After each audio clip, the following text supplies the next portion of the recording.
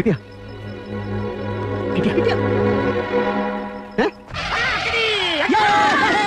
നമസ്കാരം.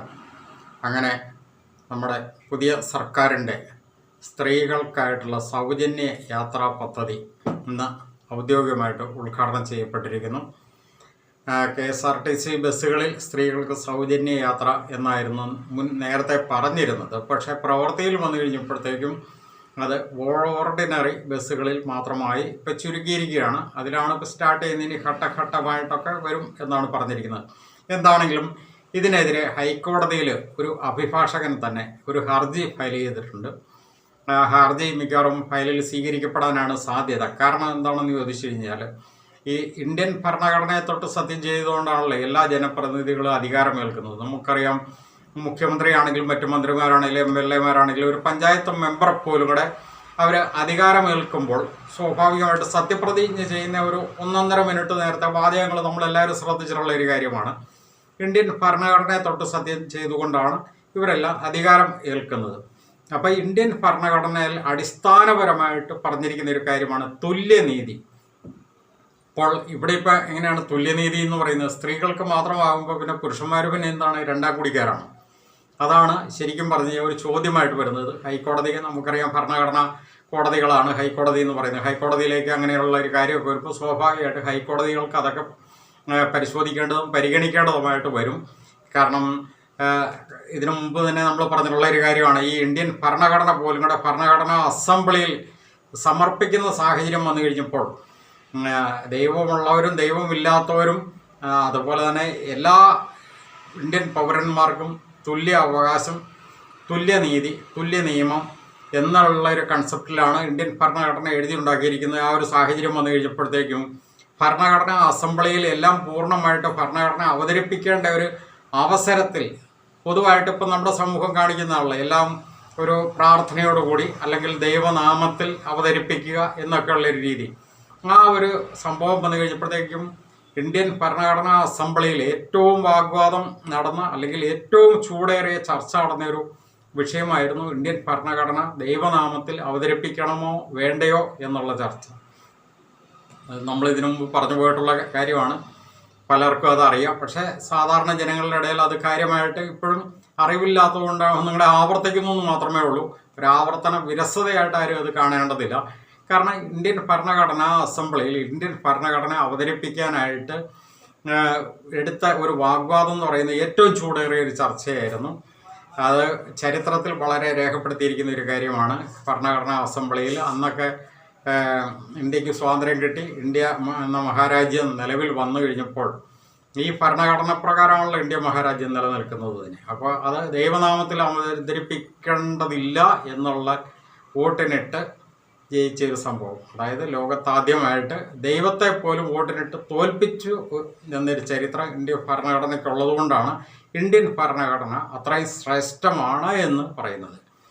അപ്പോൾ ആ ഭരണഘടനയെ തൊട്ട് സത്യം ചെയ്ത് ഈ അധികാരത്തിലേക്ക് വന്ന ഭരണാധികാരികൾ തുല്യനീതിക്ക് വിരുദ്ധമായിട്ട് പ്രവർത്തിക്കുമ്പോൾ സ്വാഭാവികമായിട്ട് ഭരണഘടനാ കോടതികളിൽ അതെല്ലാം ചോദ്യം ചെയ്യപ്പെടാനുള്ള സാധ്യതകൾ വളരെ കൂടുതലാണ്.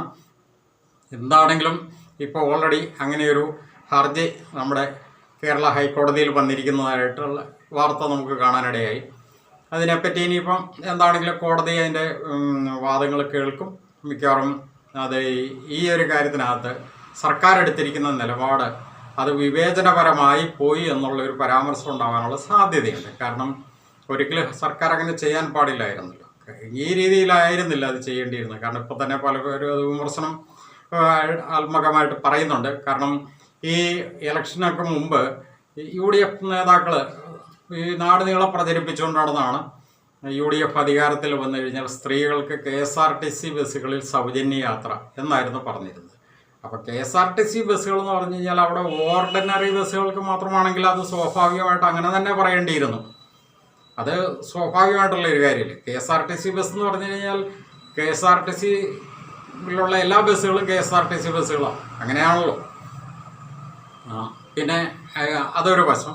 രണ്ടാമത്തെ ഘട്ടത്തിലേക്ക് വന്നു കഴിഞ്ഞാൽ ഈ സ്ത്രീകളും പുരുഷന്മാരും തുല്യനീതി അവകാശമുള്ളവരല്ലേ. അങ്ങനെയാണെങ്കിൽ സ്ത്രീകൾക്ക് മാത്രം എന്താണെന്ന് ഒരു പ്രത്യേക പരിഗണന?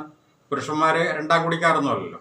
ഇനി മറ്റൊരു രീതിയിലൊക്കെ ആണെങ്കിൽ അതിനെപ്പറ്റി പല നിർവചനങ്ങളും പല സർവേകളും പല ആശയങ്ങളും പൊതുസമൂഹം മുന്നോട്ട് വെക്കുന്നുണ്ട്. കാരണം അത് സാമ്പത്തികം കുറഞ്ഞവർക്ക് കൊടുക്കായിരുന്നു, സാമ്പത്തികം കൂടിയവർക്ക് ടിക്കറ്റ് എടുത്തു, അങ്ങനെയൊക്കെയുള്ള കുറച്ചും കൂടെ ഒരു ക്വാളിറ്റിയോട് കൂടി അവിടേക്കാണ് ഒരു സർക്കാരിൻ്റെ ക്വാളിറ്റി എന്ന് പറയുന്നത്. കാരണം ഇപ്പോൾ 1,00,000 രൂപ ശമ്പളമുള്ള ഒരു സർക്കാർ ഉദ്യോഗസ്ഥ അവർക്ക് ബസ്സിൽ ഫ്രീ ആയിട്ട് യാത്ര ചെയ്യാം. നേരെ മറിച്ച് മരുന്ന് മേടിക്കാനോ അരി മേടിക്കാൻ പോലും വകയില്ലാത്ത ഒരു സാധാരണക്കാരനായിട്ടുള്ള ഒരു വയോധികൻ ആ ബസ്സിൽ കയറി കഴിഞ്ഞാൽ അയാൾ ടിക്കറ്റ് എടുക്കണം. അപ്പോൾ അതിനകത്ത് എന്ത് നീതിയാണുള്ളത്, എന്ത് ധാർമ്മികതയാണുള്ളത്, ഇതെല്ലാം ചോദ്യം ചെയ്യപ്പെടുകയല്ലേ സമൂഹം. നമ്മൾ ഈ വോട്ടിന് വേണ്ടിയിട്ടോ 4 വോട്ടിന് വേണ്ടിയിട്ട് ഞങ്ങൾ ആരുടെയും ഒന്നും ചെയ്യില്ല എന്ന് പറഞ്ഞിട്ട് കാര്യമില്ല. ഇതൊക്കെ ഈ വോട്ടിന് വേണ്ടിയിട്ട് കാട്ടിക്കൂട്ടുന്ന ഒരു തട്ടിക്കൂട്ട് പരിപാടി എന്ന് പറഞ്ഞു കഴിഞ്ഞാൽ സമൂഹത്തിൽ ജീർണത വർദ്ധിക്കുകയാണ് അതുകൊണ്ട് സംഭവിക്കാൻ പോകുന്നത്. അങ്ങനെ ഒരു ഭരണാധികാരി ചെയ്യുന്നത് ഇച്ഛാശക്തി ഇല്ലാത്ത ഭരണാധികാരി അല്ലെ ഇച്ഛാശക്തി ഇല്ലാത്ത ഭരണകൂടം എന്ന് വിലയിരുത്തപ്പെടാനുള്ള സാധ്യത കൂടുതലാണ്. കാരണം ഇതിനു മുമ്പുണ്ടായിരുന്ന ഒരു ഭരണകൂടത്തെ പറ്റി ഇനി കൂടുതൽ വിമർശിക്കേണ്ടതില്ല. കാരണം എന്താണെന്ന് വെച്ച് കഴിഞ്ഞാൽ എത്ര വലിയ കുറ്റക്കാരനാണെങ്കിലും ആ വ്യക്തി മരണപ്പെട്ട് കഴിഞ്ഞാൽ പിന്നെ ആ വ്യക്തിയെ കുറ്റപ്പെടുത്തുന്നതിനകത്ത് വലിയ അർത്ഥമില്ല. അങ്ങനെ കുറ്റപ്പെടുന്നത് ശരിയുമല്ല. സ്വാഭാവികമായിട്ട് അതൊരു സാമൂഹ്യ നീതിബോധത്തിൻ്റെ ഭാഗമായിട്ട് എന്ന് പറഞ്ഞതുപോലെയാണ് ഇപ്പോൾ ഇതിനു മുമ്പുണ്ടായിരുന്ന ഭരണകൂടത്തിൻ്റെ ആ ഒരു അവസ്ഥ എന്ന് പറഞ്ഞാൽ വളരെ ദയനീയമായിട്ട് ഇപ്പോൾ എത്തപ്പെട്ട് നിൽക്കുന്ന സാഹചര്യത്തിൽ ഇനിയിപ്പോൾ അവരെ അധികം കുറ്റപ്പെടുത്തുന്നതിനകത്ത് കാര്യമില്ല. കാരണം അവരുടെ കുറ്റത്തിൽ നിന്നുകൊണ്ടാണ് ഈ ഒരു സർക്കാരിന് ഇത്രയും വലിയൊരു നേട്ടം വന്നത്. അപ്പോൾ ആ ഒരു പാതയിലേക്ക് പോകാനായിട്ടുള്ള സാധ്യതകളാണ് നമ്മളിവിടെ ചൂണ്ടിക്കാണിക്കുന്നത്. കാരണം അങ്ങനെ പോകരുത്, അങ്ങനെ ഒരു അപകടത്തിലേക്ക് ചെന്ന് വീഴരുത് എന്നുള്ളത് കൊണ്ടാണ്. നമ്മുടെ തൊട്ടടുത്ത സംസ്ഥാനമായ തമിഴ്നാട്ടിൽ പോലും കൂടെ ചെയ്യുന്ന പല കാര്യങ്ങളും അവിടുത്തെ GDP ഇവിടുത്തെ GDP നമ്മൾ എന്തോരം വ്യത്യാസമുണ്ട്. GDP പെർ ക്യാപിറ്റൽ ഇത്തരം കാര്യങ്ങളിനകത്തൊക്കെ എത്രമാത്രം അവധാനതയോടുകൂടി കാര്യങ്ങൾ പഠിക്കേണ്ടതുണ്ട്. നമുക്കറിയാം ഇത്രയും ചെറിയ സംസ്ഥാനം, തമിഴ്നാട്ടിനെ സംബന്ധിച്ചിട്ട് വളരെ ചെറിയൊരു സംസ്ഥാനമാണ് കേരളം. എങ്കിൽ പോലും കൂടെ കേരളത്തിന് എന്ത് കാര്യം വേണമെങ്കിലും തമിഴ്നാട്ടിനെ ആശ്രയിക്കേണ്ട ഒരു അവസ്ഥയിലേക്കാണ് വരുന്നത്. അത് ഉപ്പ് തൊട്ട് കർപ്പൂരം വരെ എന്ന് പറഞ്ഞ കാര്യം. ഒരു പച്ചക്കറികളാണെങ്കിൽ പോലും കൂടെ തമിഴ്നാട്ടിൽ ഒരു ലോറി സ്ട്രൈക്ക് വന്നു കഴിഞ്ഞാൽ കേരളത്തിൽ പച്ചക്കറിയില്ല. ഈ അവസ്ഥയിലേക്കൊക്കെയാണുള്ള കാര്യങ്ങൾ പോയി കിടക്കുന്നത്. അപ്പം ഇത്രയും ചെറിയ സംസ്ഥാനമായിട്ട് പോലും കൂടെ നമുക്ക് തമിഴ്നാടിനെ ആശ്രയിക്കേണ്ട ഒരു സാഹചര്യത്തിൽ തമിഴ്നാട് ചെയ്യുന്ന എല്ലാ കാര്യങ്ങളിലും പിൻപറ്റാനായിട്ടുള്ള കപ്പാസിറ്റി നമുക്കില്ല.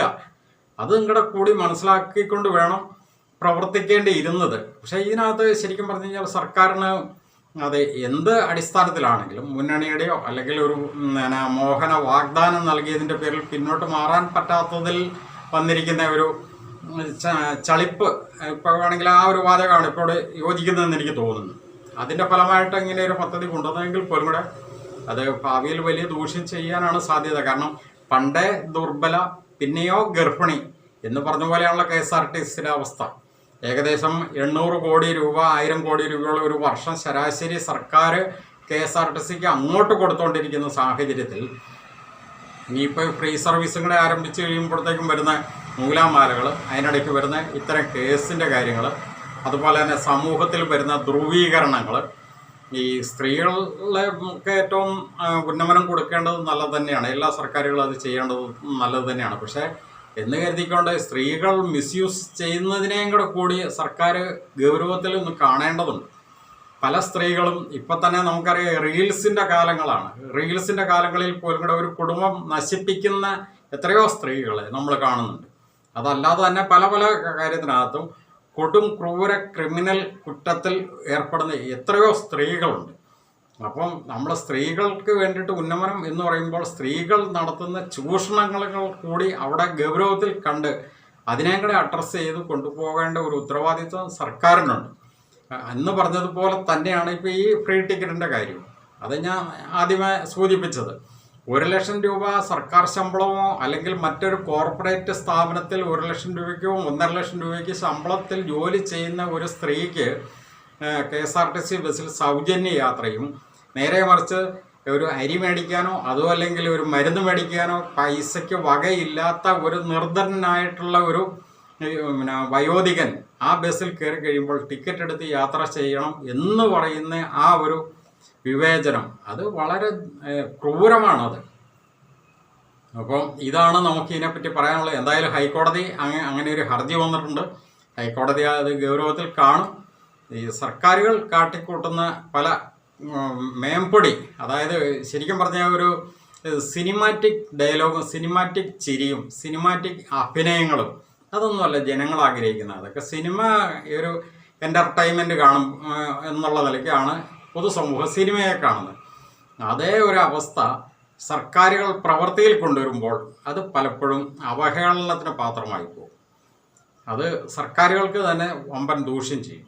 പക്ഷേ സർക്കാരുകൾ ചെയ്യുന്ന നല്ല കാര്യത്തെ നമുക്ക് അപ്രിഷ്യേറ്റ് ചെയ്യേണ്ടതായിട്ടുണ്ട്. ഇപ്പം മുൻ സർക്കാരിൻ്റെ വലിയൊരു പരാജയത്തിൽ നിന്നും കടന്നു വന്നിരിക്കുന്ന പുതിയ സർക്കാരിൽ ഏറ്റവും കൂടുതൽ ഇപ്പം അപ്രിഷ്യേറ്റ് ചെയ്യേണ്ട ഒരു വകുപ്പും അതുപോലെ തന്നെ പ്രവർത്തനവുമാണ് ആഭ്യന്തര വകുപ്പും അതുപോലെ തന്നെ ആഭ്യന്തര വകുപ്പ് ഇപ്പോൾ കൈക്കൊണ്ടിരിക്കുന്ന ആ ലഹരിക്കെതിരെയുള്ള വേട്ട തൂഫാൻ അത് വളരെ അപ്രിഷ്യേറ്റ് ചെയ്യുന്നുണ്ട്. കാരണം പൊതുസമൂഹത്തിൻ്റെ ഇടയിൽ ഇത്തരം കാര്യങ്ങളൊക്കെ ചർച്ച ചെയ്യുന്നുണ്ട്. എല്ലാ കാര്യങ്ങളും സർക്കാരിൻ്റെ ദൈനംദിന കാര്യങ്ങൾ അപ്പോൾ അപ്ഡേറ്റ് ചെയ്ത് അതിനെ വിശകലനം ചെയ്യുന്ന ഒരു സമൂഹമാണ് കേരള സമൂഹം, പ്രത്യേകിച്ചും മലയാളി സമൂഹം എന്ന് പറയുന്നത്. ആ ലോകത്തെ ഉള്ള സകല മലയാളികളും.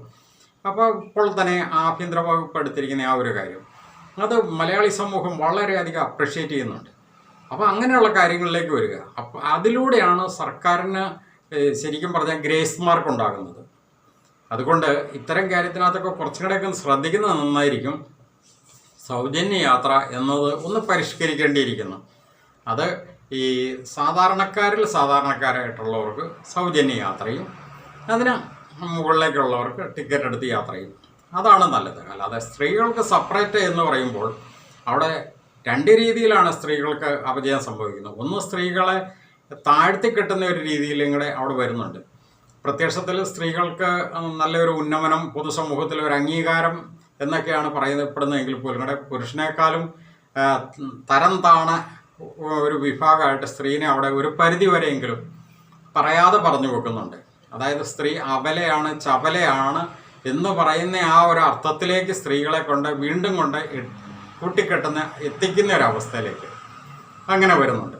പിന്നെ മറ്റൊരു രീതി നമ്മളിപ്പോൾ ആദ്യം പറഞ്ഞത് തന്നെയാണ്. കാരണം ഈ പുരുഷന്മാരും സ്ത്രീകളും തുല്യ അവകാശം, തുല്യനീതി എന്നുള്ളയിടത്ത് അവിടെ സ്ത്രീകൾക്ക് മാത്രമായിട്ട് ഇങ്ങനെ ഒരു പരിരക്ഷ അല്ലെങ്കിൽ ഒരു പ്രത്യേകത കൊടുക്കുമ്പോൾ സ്വാഭാവികമായിട്ട് പുരുഷൻ അവിടെ തരം താഴ്ത്തപ്പെടുന്നത് അത് ഒരു കാരണവശാലും പുരുഷന്മാർക്കും അംഗീകരിക്കാവുന്ന ഒരു കാര്യമല്ല. അതുകൊണ്ട് ഭരണഘടനാ പ്രകാരം സത്യപ്രതിജ്ഞ ചെയ്ത് അധികാരത്തിൽ വരുന്ന ഒരു സർക്കാരിന് ചെയ്യാവുന്ന ഒരു കാര്യങ്ങളല്ല ഈ ഒരു കാര്യത്തിനകത്ത് എടുത്തിരിക്കുന്ന ഒരു നിലപാടും തീരുമാനങ്ങളും. അത് എത്രയും പെട്ടെന്ന് ഒന്ന് പരിഷ്കരിക്കുകയെങ്കിലും ചെയ്യേണ്ടതുണ്ട് എന്ന് മാത്രം പറഞ്ഞുകൊണ്ട് നിർത്തുന്നു. നന്ദി.